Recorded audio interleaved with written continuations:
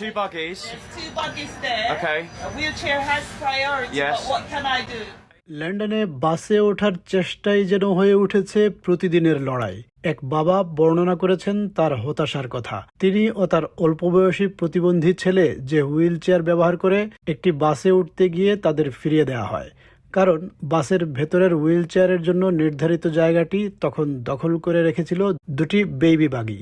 There's a bus behind. Do you Okay, have it? but this is আইন অনুযায়ী বাস চালকদের দায়িত্ব হলো হুইল চেয়ার ব্যবহারকারীদের জন্য সেই জায়গা খালি করতে ও প্রতিবন্ধী যাত্রীদের অনুরোধ করা, কিন্তু সেদিন তা করা হয়নি।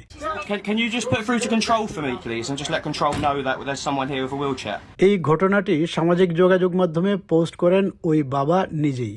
ভিডিওতে দেখা যায় তিনি তার ছেলেকে নিয়ে বাসে ওঠার চেষ্টা করছেন, কিন্তু হুইল চেয়ারের জায়গাটি দুটি বাগি দখল করে আছে। যাত্রীরা বাগি সরাতে রাজি হচ্ছিলেন না, আর বাস চালকও হস্তক্ষেপ করছিলেন না।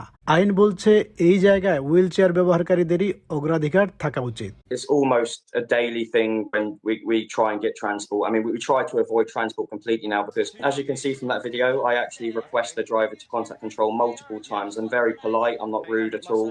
Even their policy I was following, and the drivers just don't seem to want to follow them themselves.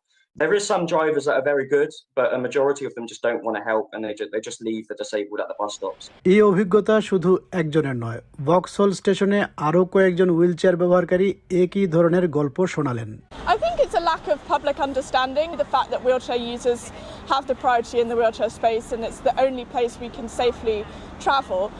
এই ঘটনার পর ট্রান্সপোর্ট ফর লন্ডন কর্তৃপক্ষ যাত্রীদের আবারও স্মরণ করিয়ে দিচ্ছে আইন অনুযায়ী বাসের wheel chair space wheel chair ব্যবহারকারীদের জন্যই নির্ধারিত। একই সঙ্গে এই বিষয়টি নিয়ে চালকদের জন্য অতিরিক্ত প্রশিক্ষণ চালু করা হচ্ছে। You're just reminding customers and drivers what that wheelchair space is for wheelchair users, mobility aid users, and they take precedence there. And the drivers should be doing more? They're your drivers?